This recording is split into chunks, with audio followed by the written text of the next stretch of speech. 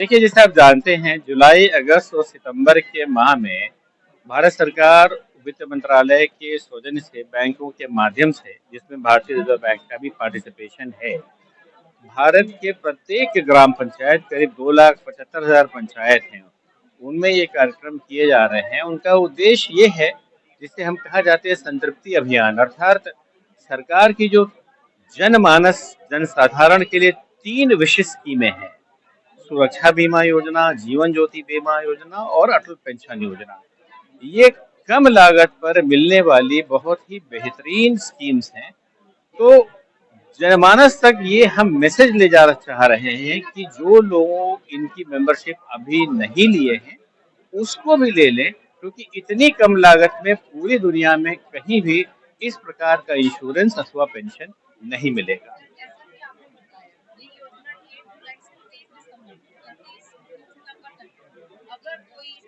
योजना लागू रहेगी।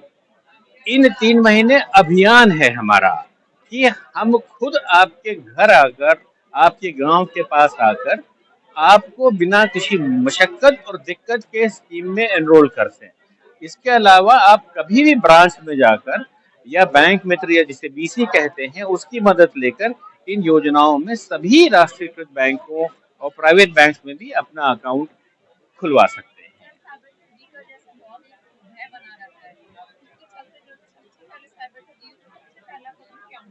साइबर ठगी रोकने के लिए प्रथम और एकमात्र उपाय है सचेत रहना।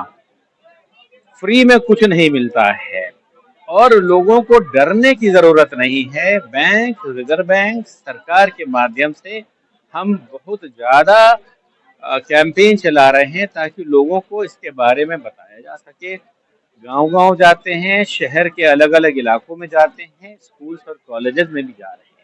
ये जो वित्तीय समायोजना है 3 महीने के लिए जो भारत सरकार ने लागू स्टार्ट किया है 1 जुलाई से 30 सितंबर तक, इसका मेन पर्पस है री-केवाईसी, क्योंकि बैंक के खाते के थ्रू काफ़ी फ्रॉड्स हो रही है।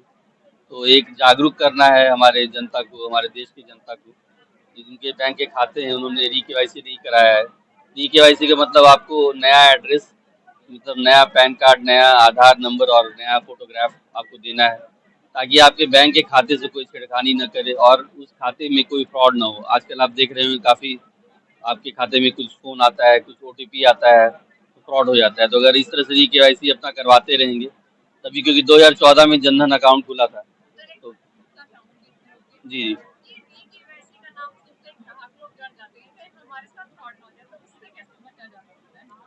उससे मैडम यही है कि जो ग्राहक हैं या तो बैंक वाले जो भी नियरेस्ट ब्रांच है जहाँ उनका खाता है वो उनको संपर्क करें, या फिर ग्राहक जाके ब्रांच में संपर्क करें। सबसे बेस्ट तरीका वही है। एक तो 1930 एक नंबर है बनाया हुआ है आरबीआई ने, उस नंबर पे कॉल करके इमीडिएट ही बोलना है कि हमारे पास साथ ऐसा पैसा निकल गया है, और तुरंत ही बैंक में नियरेस्ट ब्रांच में कंप्लेन कर सकते हैं। इवन आरबीआई की साइट है वहाँ भी कंप्लेन कर सकते हैं।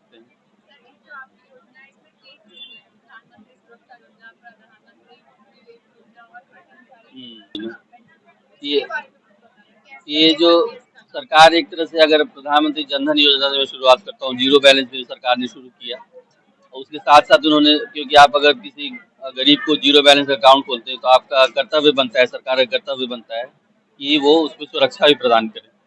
तो उसको प्रदान करने के लिए सरकार ने प्रधानमंत्री सुरक्षा बीमा योजना शुरू किया, जिसमें 20 रुपये का प्रीमियम है।